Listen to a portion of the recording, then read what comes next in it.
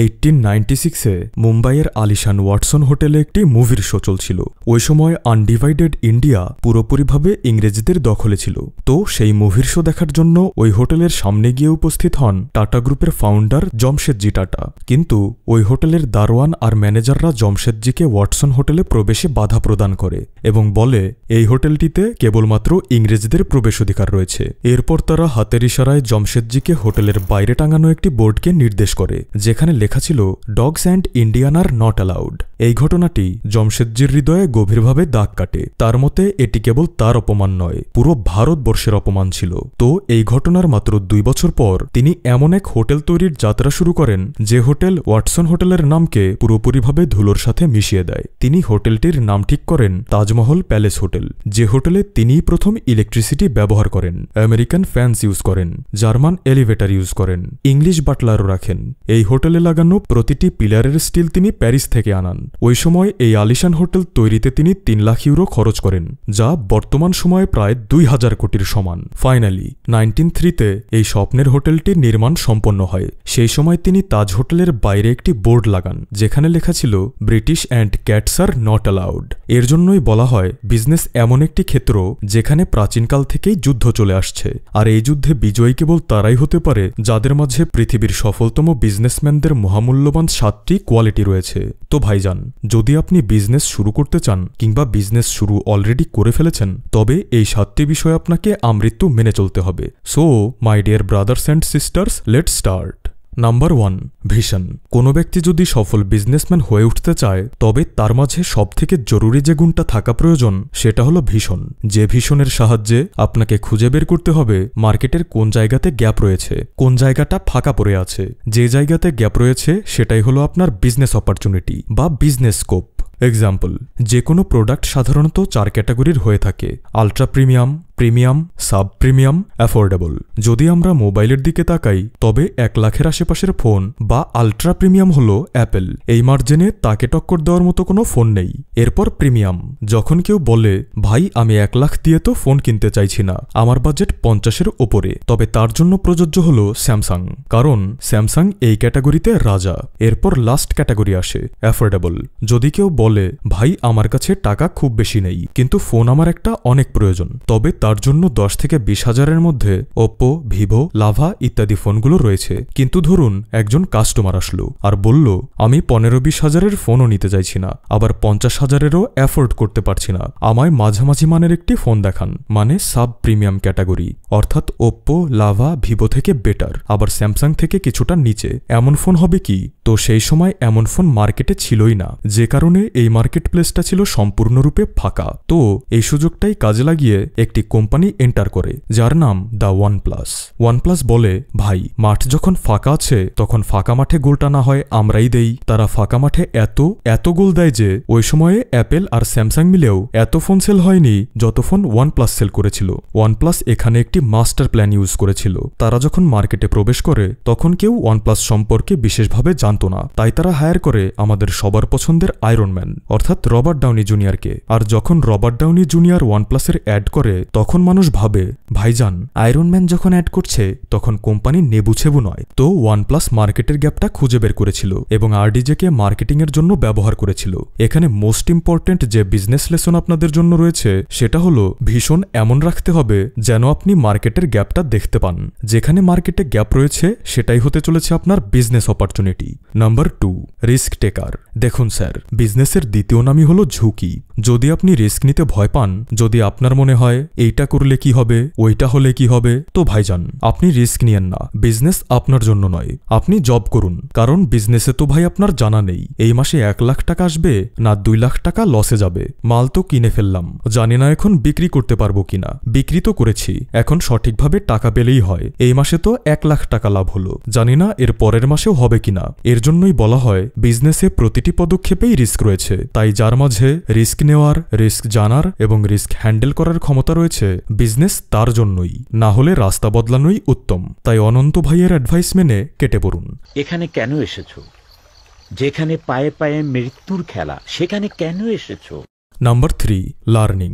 বলা হয় the expert in anything was once a beginner, অর্থাৎ বিগিনার থেকে এক্সপার্ট হওয়ার যাত্রায় লার্নিংয়ের কোনো বিকল্প নেই। খেয়াল করলে দেখবেন একজন ডক্টর সবসময় পড়তে থাকেন, একজন অ্যাডভোকেট সবসময় জানতে থাকেন, একজন ভালো শিক্ষকও সবসময় জ্ঞানের চর্চা করে থাকেন, কেননা তারা জানে সেই দোয়াতেই আগুন জ্বলে যেই দোয়াতের ভেতরে তেল থাকে। তো স্যার, ঠিক একইভাবে আপনাকেও বিজনেসম্যান হওয়ার জন্য সবসময় নতুন নতুন বিষয় শিখতে হবে। আপনার ইন্ডাস্ট্রিতে কি চেঞ্জ হচ্ছে, ইন্ডাস্ট্রিতে কি ট্রেন্ডে আসছে, মার্কেটিংয়ে কিভাবে ভালো করা যায়, সেলস কিভাবে আরও বাড়ানো যায়, এমপ্লয়ি কিভাবে ম্যানেজ করা যায়, জানার মাধ্যমে প্রতিটি বিষয়, প্রতিটি সেক্টর সম্পর্কে নিজের জ্ঞানকে বাড়াতে হবে। কারণ যে জ্ঞান দিয়ে 10 জনের টিম ম্যানেজ করা যায়, সেই জ্ঞান দিয়ে 100 জনের টিম ম্যানেজ করা যায় না। আর লার্নিং শুধু বিজনেসেরই নয়, জীবনেরও একটি অপরিহার্য অংশ।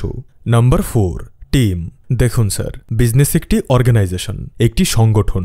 একা ব্যক্তির পক্ষে বিজনেস করা সম্ভব নয়। যদি আপনি বলেন এসএসএস ভাই, আমি প্রতিদিন আমার ওয়ার্ক প্লেসে যাই, চাবি দিয়ে তালা খুলি, শাটার ওঠাই, পরিষ্কার করি, প্রোডাক্ট বিক্রি করি, আর আবারও তালা লাগিয়ে চলে আসি, তো স্যার এটা বিজনেস নয়, এটাকে সেলফ এমপ্লয়েড বলতে পারেন, অথবা নিজের জন্য তৈরি করা নিজের চাকরি বলতে পারেন। কারণ বিজনেস সেটাই যেখানে আপনার আন্ডারে 4-5 জন কাজ করবে, আর সেই 4-5 জন ব্যক্তি যে কোয়ালিটির হবে, সেই কোয়ালিটির সাথে আপনি আপনার বিজনেসকে গ্রো করতে পারবেন। তাই বিজনেস করার ক্ষেত্রে টিম একটি অপরিহার্য বিষয়। Number 5, financial management. ইমাজিন করুন ফুটবল বিশ্বকাপের ফাইনাল ম্যাচে ব্রাজিল আর আর্জেন্টিনা মুখোমুখি। খেলা শুরু হবে রাত 3টায়। আপনি অ্যালার্ম সেট করে ঘুমিয়ে পড়লেন, কিন্তু কোনো কারণে অ্যালার্ম মিস করলেন। দেখলেন ঘড়িতে বাজে 4:10। আপনি ধর্মরিয়ে বিছানা থেকে উঠে কাপা কাপা হাতে টিভি অন করলেন, লাইভ ম্যাচ ধরলেন, কিন্তু দেখলেন একই খেলা খুবই টানটানভাবে চলছে, কিন্তু স্কোরবোর্ডটা কোথায়? তো তখন আপনার কি অবস্থা হবে? ঠিক একইভাবে বিজনেসের স্কোরবোর্ড অর্থাৎ ব্যালেন্স শিট যদি আপনার ঠিক না থাকে, তবে আপনার অবস্থা অনেকটা এমনই হবে। আপনি কিছুই বুঝতে পারবেন না, মাথার চুল ছিঁড়তে ইচ্ছে করবে। তাই বিজনেসের হিসাব নিকাশ ঠিক রাখাটা আপনার বিজনেস সফল করার অন্যতম গুরুত্বপূর্ণ একটি চাবিকাঠি। Number 6, leadership.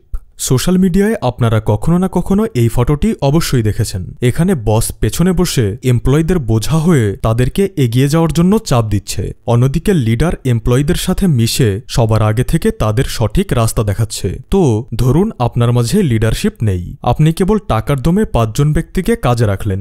এবারে কি হবে? ওই 5 জন ব্যক্তি 9টা থেকে 5টা পর্যন্ত কাজের নামে কোনো মতো টাইম পাস করে চলে যাবে এবং মাস শেষে কড়ায় গন্ডায় স্যালারি বুঝে নেবে। কিন্তু যদি আপনার মাঝে লিডারশিপ থাকে, তবে আপনি ওই 5 জন ব্যক্তির থেকে আপনার কোম্পানির জন্য বা বিজনেসের জন্য ম্যাক্সিমাম আউটপুট বের করে নিয়ে আসতে পারবেন। কারণ লিডারশিপ মানেই হলো আপনার ভেতরে সেই নলেজ থাকা যে ওই 5 জন ব্যক্তি যারা আপনার স্টাফ, তাদের কখন মোটিভেট করতে হবে, কখন কথা শোনাতে হবে, কখন শেখাতে হবে, কাকে শেখাতে হবে, কাকে বাদ দিতে হবে, এই সমস্ত গুণ এবং বিষয়কে জানা, এই সমস্ত বিষয়ে নলেজ এবং আইডিয়া থাকা। লিডারশিপের বিষয়টি জানতে আপনারা আমাদের স্টিভ জবসের এই ভিডিওটি দেখতে পারেন, যা থেকে আপনারা বুঝতে পারবেন তিনি কিভাবে তার এমপ্লয়ীদের ম্যানেজ করতেন, কিভাবে মানুষের থেকে তার সেরা কাজটা বের করে নিয়ে আসতেন। এছাড়াও আপনারা ইলন মাস্কের বিষয়ে জানতে পারেন, কারণ স্টিভ জবস আর ইলন মাস্ককে লিডারশিপের প্রতীক হিসেবে বিবেচনা করা হয়। Number 7, patience. বলা হয় একটি বাচ্চার জন্ম 9 মাস পরেই হবে। 9 জন নারী মিলে তাকে 1 মাসে জন্ম দিতে পারবে না। তাই ভাইজান, আপনি যতই চেষ্টা করুন, যতই ডেডিকেশন রাখুন, যতই স্কিল বাড়ান, রেজাল্ট সময় হলেই আসবে। তাই ততক্ষণ পর্যন্ত আপনাকে অপেক্ষা করতে হবে, ধৈর্য ধরতে হবে। অনেকের মাঝে এই কোয়ালিটি থাকে না, তাই তারা রেজাল্ট আসার পূর্বেই ফ্রাস্ট্রেটেড হয়ে ফিল্ড ছেড়ে দিয়ে চলে যায়। তাই সাকসেস হবার ক্ষেত্রে পেশেন্সের কোনো বিকল্প নেই। Last but not the least, never give up attitude. Recently আমি একটি ভিডিও দেখেছিলাম।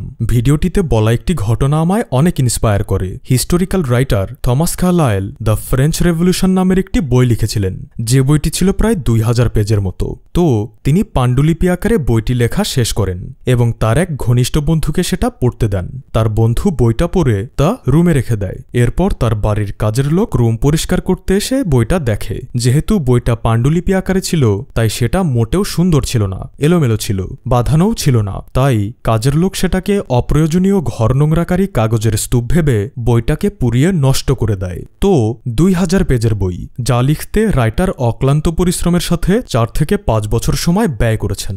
অথচ এত পরিশ্রমের ফল কাজের লোক না বুঝেই ছাই করে ফেলেছে। এরপর থমাস কার্লাইল বইটা নিতে আসেন, বলেন, আমি যে তোমায় বইটা দিয়েছিলাম সেই বইটা আমায় দিয়ে দাও। তার বন্ধু তখন কাঁদতে শুরু করে এবং পুরো ঘটনাটা খুলে বলে। তখন সব শুনে কার্লাইল বলে, আচ্ছা ঠিক আছে। এটা বলে সে বাড়ি চলে যায় এবং সারা রাত ঘুমাতে পারে না। পরের দিন সকালে উঠে আবারও ওই বইটা লিখতে শুরু করে দেয় এবং 4 বছর অক্লান্ত পরিশ্রম করে আবারও সেই বইটি লিখে শেষ করে। আর থমাস কার্লাইল পৃথিবীর ইতিহাসে একমাত্র কিংবদন্তি হয়ে আছেন কেবল তার লেখা বই দ্য ফ্রেঞ্চ রেভলিউশনের জন্য। তো তার জায়গায় আমরা হলে কি করতাম? ভাগ্যের দোষ, কপালের দোষ, বন্ধুর দোষ, নিজের দোষ, কাজের লোকের দোষ, এসব বলে বলে আমরা মোটামুটি শেষ। কিন্তু থমাস কার্লাইল কি করলেন? তিনি অক্লান্ত পরিশ্রম করে আবারও বইটি লিখে শেষ করলেন, যার জন্যই আজও আমরা তার গল্পটি মনে রেখেছি। আপনি কতবার ব্যর্থ হলেন সেটা কেউ শুনতে আসবে না, যতক্ষণ না আপনি সফল হতে পারবেন। মনে রাখবেন, একজন সাধারণ মানুষের চেষ্টা যেখানে গিয়ে শেষ হয়, সেখান থেকেই একজন ইতিহাস সৃষ্টিকারীর যাত্রা শুরু হয়। ওই ভিডিওতে বলা আরেকটি কথা আমার হৃদয় স্পর্শ করেছিল। সেটা হলো, কোনো একদিন ছাদে বসে গধূলি বেলায় লালচে আলোয় আকাশের দিকে তাকিয়ে আপনার ভেতরে যেন এই আফসোসটা না আসে, ইস, আর একটু চেষ্টা করলে বোধ হয় পেরে যেতাম। তো বন্ধুরা, এই ছিল আমাদের আজকের আয়োজন। ভিডিওটি ভালো লাগলে লাইক করবেন, কমেন্টে আপনার মূল্যবান মতামত জানাবেন, আর এমনই ভিডিও পেতে SSS মোটিভেশন চ্যানেলটি সাবস্ক্রাইব করবেন। ধন্যবাদ।